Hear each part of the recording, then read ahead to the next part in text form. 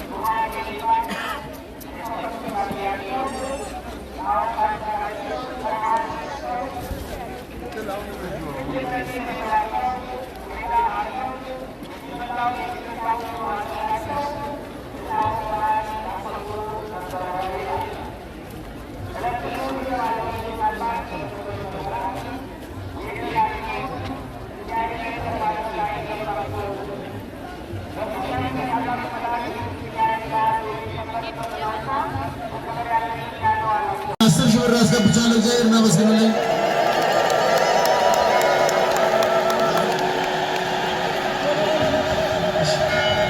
የምዕራፈ ቅዱስ ሚካኤል መንፈሳዊ ወጣት ከዋዜማው ጀምራችሁ አውደ ምሕረቱን በማስዋብ ልዩ ልዩ የድምፅ መሳሪያዎችን በማምጣት ግቢውን ሰላሙን በማስከበር ስለሰራችሁት መልካም ስራ እግዚአብሔር መልካሙን ይስጣችሁ። የየካ ክፍለ ከተማ የላምበረት ፖሊስ አዛዦች በግቢው ላይ ምንም አይነት ችግር እንዳይፈጠር በተገቢው ሰዓትና ቦታ ተገኝታችሁ ስላደረጋችሁት የጥበቃ አገልግሎት እንዲሁም እናንተንም እግዚአብሔር አምላክ በረከቱን ይስጣችሁ። እንዲሁም የየካ ክፍለ ከተማ ትራፊክ ፖሊስ አዛዦች በቦታው ላይ ተገኝታችሁ ምንም አይነት የትራፊክ አደጋ እንዳይፈጠር ስላደረጋችሁት ትብብር እንዲሁ እናመሰግናለን። ወደዳችሁም ጠላችሁ ዙሪያ ያለው ፎቅ በሙሉ የዚህ የገናናው መልአክ የቅዱስ ሚካኤል መሬት ነው። ያም አሁን ቤተ መንግስት እየተገነባው ያለው የሚካኤል መሬት ነው። ይሄ ተራራ የማን ነው? ንገሩን። የሚካኤል ነው። ጀግኖች ሲንበረከኩበት የነበረ ስዕለት ሰሚ፣ ልብሱ እሳት፣ ክዳኑ እሳት የሆነ መልአክ ነው። ይሄ አሁን ቅድም ህንፃው ቢሰራ ለሰሊሁ እንዳይሰራ ገንዘብ እንዳታወጡ አቤት እግረኛ ያወራውን ወሬ ፈረሰኛ አይደርስበት ይላሉ አባቶቻችን። ልማት መስራት እስካሁን ብዙ የቤተ ክርስቲያኑ ሀብት ለተለያየ ግለሰብ ተሰጥቶ የነበረ በእግዚአብሔር ፈቃድ ግን በገብሩ አስተዳዳሪ በዋና ጸሐፊው አማካይነት ንብረቶቹ እየተመለሱ ናቸው። አሁን እንውሰድ ማነስሙ እንግሊዞች ጋር እንሁን፣ ሐሳባቸውን እንቀበል። ጥምቀትን የሚያደርጓት የአዲስ አበባ ያሉ ወጣቶች ናቸው። አንደኛ ነምበር 1 የየካ ደብረ ሳህል ቅዱስ ሚካኤል ወጣቶች ናቸው። እናመሰግናቸዋለን። የሰንበት ትምህርት ቤት ወጣቶች ማየታችኋል። ሊቃውንት ነው የሚመስሉት። እነሱን ልናመሰግናቸው ይገባል። እንግዲህ የየካ ወጣት በየካ ደብረ ሳህል ቅዱስ ሚካኤል ያልተማረ አይገባም። እዚህ ቦታ ላይ በአፈሳም አይገባም። ሊቃውንት ተመርምረው ተፈትሸው ነው የሚገቡ። አሁንም ሊቃውንቶች ብዙዎች ናቸውና እነዚያም ሊቃውንቶችን እግዚአብሔር ይባርክልን፣ እግዚአብሔር ይጠብቅልን። እናመሰግናቸዋለን፣ እንወዳቸዋለን። ቅድም በሰሊሆም ተብሎ ሲጠየቅ አንድም የሰጠ የለም። የተወሰነ ሰዎች አይቻለሁ። አሁን አይደለም ማስገድዳችሁ፣ ለወደፊቱ ለየካ ቅዱስ ሚካኤልን እንረዳለን የምትሉ እጃችሁን አውጡ። ሚካኤልን ያሳደጋችሁ፣ ሚካኤልን የሚወዳችሁ ሁላችሁ ተባብራችሁ ይህ ገናና መልአክ የጠየቀው ጥያቄ ተግባራዊ እናደርጋለን ስበሉ፣ እናደርጋለን በሉ፣ ተግባራዊ እናደርጋለን። ይህን ካደረጋችሁ በእርግጠኛ ነኝ ይህን እዚህ ጋር ያለው መናፈሻ እኔ ራሴ ጠበቃ ሁኜ እንደማስመልስላችሁ ላረጋግጥልቻለሁ። ይህ ሁሉ ቤት ተሰርቶ ያለ የማን ነው? እዛ አካባቢ ያለ ተሰርቶ የማን ነው? ማላቅን ጎልጉዬ ማውጣት ይችላል ፋይሉ። ስንት ጉድ አለ። ሰንበቴ ቤት ውስጥ ላይ ግማሹ ተሽጦ ተለውጦ ምን ተብሎ ወደላችሁም ጠላችሁም መሬቱም ካርታውም የየካ ደብረ ሳህል ቅዱስ ሚካኤል ነው። ነገ ሚካኤል ያሸንፋል።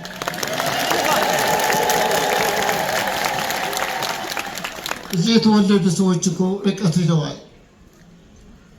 በርቁ ሄዳችሁ ሚካኤል እንዳተው ወደዛ ቦታ ተዛውራችሁ ሄዳችሁ ያሳደጋችሁ መልአክ ማን ነው?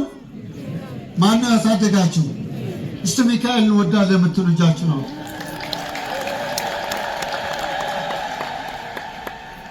ይህን ጃንጥላ ይዘው የሚመጡትን እዚህ መድረስ ስለማትችሉ ነው አዙሮ ተብሎ የሚጠየቁ ማለት ነው። ስለዚህ አባታችን ይህ የተጀመረው ፕሮጀክት ለፍጻሜ እንዲበቃለት አሁንም ደግመን ደጋግመን አሁን በሚሊኒየም አዳራሽ የባሌ ጉባ እያሉ ነው ያለው። እኛም የየካ ደብረ ሳህል ቅዱስ ሚካኤል አዳራሽ እንድትዘጋጁ ጥሬን አስተላልፋለሁ። በሚሊኒየም አዳራሽ የልማት ኮሚቴ በዓል በመጣ ጊዜ እዚሁ ላይ መራሮጥ ብቻ አይደለም፣ ተንቀሳቅሶ ስራ እንዲሰራ ይህንንም ሰበካ ጉባኤውም ልማት ኮሚቴውን በጋራ ሆናችሁ እንድትሰሩ በቅዱስ ሚካኤል ስም መልእክትን አስተላልፋለሁ። በተለይ ሚካኤልን እንወደዋለን ስለሆኑላችኋችሁ ሚካኤልን ለዛሬ ዓመት ያድርሰን ያድርሳችሁ። ግዴለም ቴዲ ለሁሉ ጊዜ ይረዳል። ገና ትንሽ ስለሆነች ገና ወደ እናንተ በደብዳቤ እንመጣለን። ገና አሁን 50 ሺህ ብር ለግሷል። ያሳደገ መልአክ ስለሆነ አሁን ልጆችን ይባርክልን፣ ልጆችን ይጠብቅልን። ሌሎች ስግብግቦች አሉ ወይ ሀድጉ ለባዕድ ብለው መኞች ገንዘባችሁን ትሰበስባላችሁ። ብዙ ሀብታሞች አሉ አዲስ አበባ።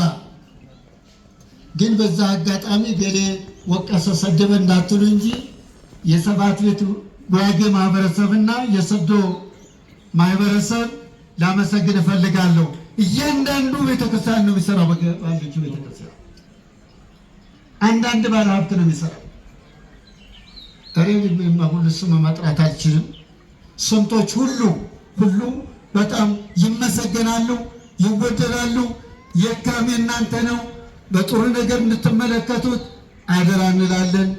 ልማት ብዙ የቀረ የመቃብር ስብስብ እንጂ የልማትን ስራ ስለሌለ አሁንም የልማት ስራ ሆስፒታሉ ተገልብቶ ህዝብን የሚያስደስት ህሙማንን የሚፈውስ ከጸበሉ ጎን ስለሆነ ይህ ሊቀ መላእክት ተጀምሮ ለፍጻሜ ያውቃልን እንላለን። አባታችን በርቱ፣ ሰበካ ጉባኤ በርቱ፣ ወጣቶችን ወደዷቸው። እኔም ያለው በመሃላችሁ አንዳንድ ነገር ካለ አስማማችኋለሁ፣ ችግርም ካለ አስታርቃችኋለሁ፣ ከጎናችሁ ነኝ። ጥያቄ የምትጠይቁበትን ውጭ ሀገር ሆኜ የገንዘብ እርዳታና ድጋፍ ለነዚህ ወጣችሁ ላደርግላችሁ ስለምችል እግዚአብሔር ከእናንተ ጋር ይሁን እላለሁ። በተለይ እንዴት ያሉ ወጣቶች፣ እንዴት ያሉ ትንታጎች የዚህ በጣም ነው የማመሰግናቸው። ሁሉ እኮ የለበቅላ ምንጣፋን ጥፍትባል እኮ ወገባችሁ ተበትሰሩ ቁጭ ነው። እነዚህ ልጆች ያገለግሉት እግዚአብሔር ይባርካቸው እንላለን። በዓሉን የሰላም በዓል፣ የበረከት በዓል፣ የአንድነት በዓል ያድርግልን። እስቲ ሁለት እጃችሁ አምላካችን ሆይ በሉ። ጦርነት ጦርነት ጦርነት ከሀገራችን ያርቅልን። ጦርነት ጦርነት ከሀገራችን ያርቅልን። አንተ ቅዱስ ሚካኤል ሆይ ከፈጣሪ እንድታማልደን እንለምንሃለን። በአማራ ጦርነት አምላካችን ሆይ አስወግድልን፣ አርቅልን። ሰላምን ለኢትዮጵያ ላክላት። ይህ መልአክ ይታደገን። ቅዱስ ሚካኤል ይታደገን። ቅዱስ ሚካኤል ይታደገን። ዝናበ ምሕረቱን አምላካችን ሆይ ላክልን። ዝናበ ምሕረቱን አምላካችን ሆይ በዛሬው ዕለት የምህረት ዝናብ፣ የበረከት ዝናብ፣ የአንድነት ዝናብ፣ የመንፈስ ቅዱስ ዝናብ አምላካችን ሆይ ላክልን ላክልን ላክልን። ለገበሬውን ምሕረትን ቸርነትን ላክላቸው። አምላካችን ሆይ እግዚአብሔር ከሁላችሁ ጋር ይሁን። ልዑል እግዚአብሔር መናኸሪያ የካ ደብረ ሳህል ቅዱስ ሚካኤል እንኳን ለዚህ ዕለት ለዚህ ሰዓት በሰላም አደረሰን አደረሳችሁ።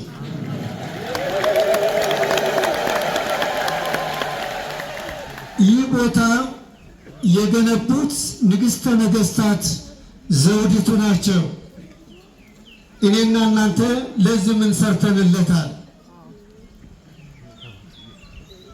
በአዲስ አበባ ከተማ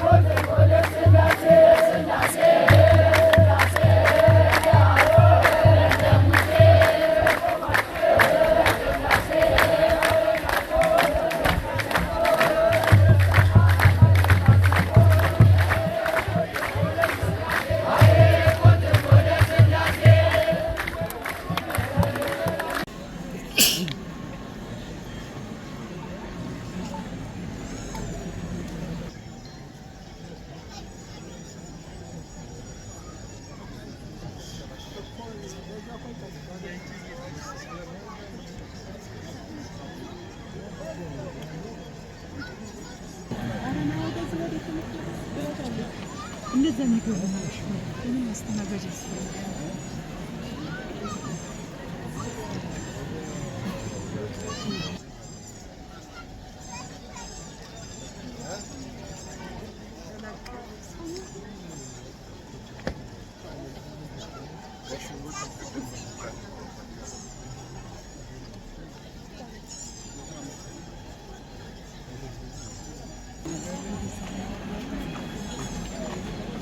እሺ የሰንበት ትምህርት ቤት ወጣቶች ንብረት ስላሉ በስለት መቀበያው እንድታስቀምጡልን ጥሪ ለማስተላለፍ ነው። ማይኩን እንደገና ያስከፈት ነው። ጧፍ፣ ዕጣን፣ ዘቢቦች እና እንደገና ይሄ በአጠቃላይ ስጦታ ወደ ስለት ቤት እንድትወስዱልን ባካቸው ቶሎ ብሉና ይህንን እቃ አንሱልን። እችን ለማስተላለፍ ነው። ደርሰ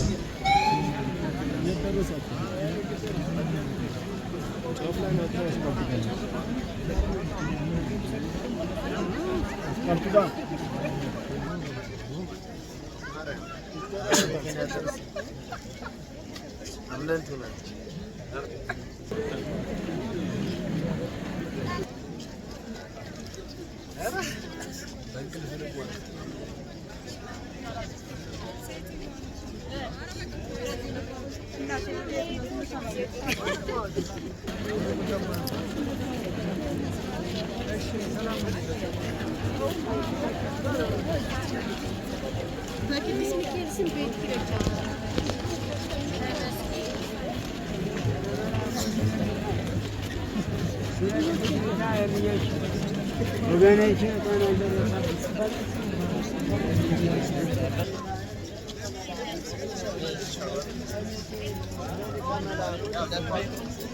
ስለ ቅዱስ ሚካኤል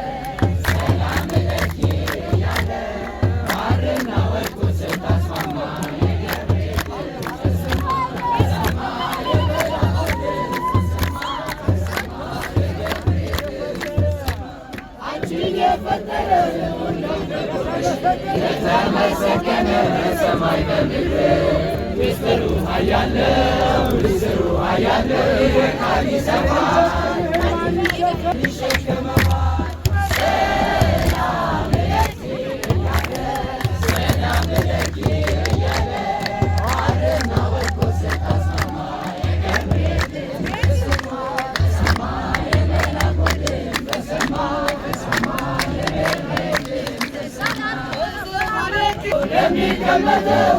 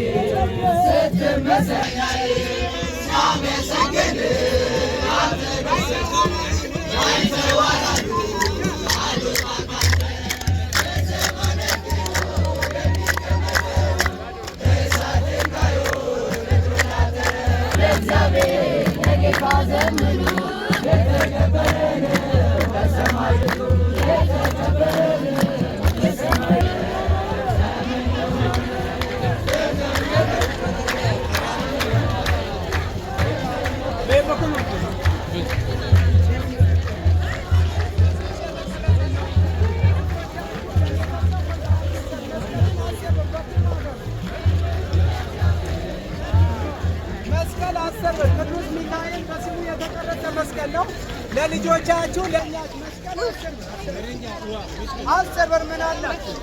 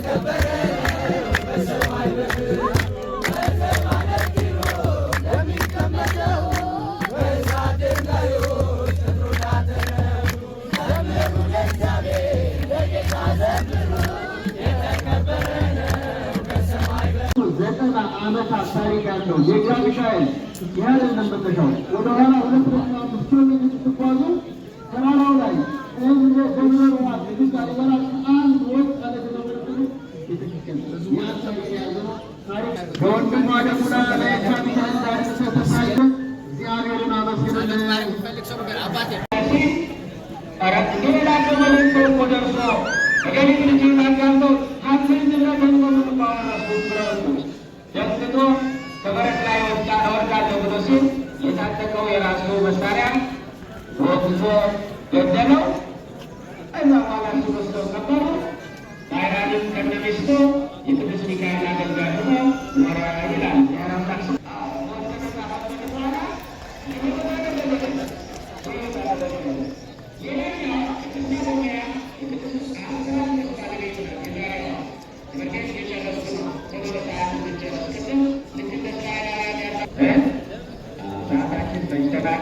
እንማከራለን አይደል?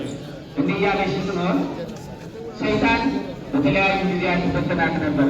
በተለይ የትዳር ሁኔታዋን እንዲያው እንግዲህ ወዲህ አላገባም ሌላ ሰው ብላ ወደ እግዚአብሔር ቀርባ ለመኖር እያሰበች እያለች ሌላ ገንዘብ አብዝቶ መውደድ ዝሙት ነው። አምልኮ ጣዖት ዝሙት ነው። ዳዊት ይላል ዘመኑ በጣዖቶሙ ይላል። በጣዖታቸው በትሩ ላይ መስቀል አልነበረበትም። ምን አልነበረበትም? በነጋር ናችሁ ይባላል። ምክንያቱም ህግ ስለማይቀር ከቀይ ስለማይቀር ከዚህ በኋላ ይህ ሰውዬ እንዴት ነው እንደዚህ አይነት ሊኖር ይቻላል? አሁን ድጋሚ ማጥፋት አለብናልና እባክህ ጋር ሲመጣ ይሄ ልጅ እንድንተዋወቅ ተከለለ ነው እሻለው እና ልጅ ይሰራል በቤትና ነው ያሳደገው ደጋጌ ብሎ እንደደረሰ ይዘሉ ማንም እንዳይባችሁ ብሎ አጥቦት ያደረጋቸው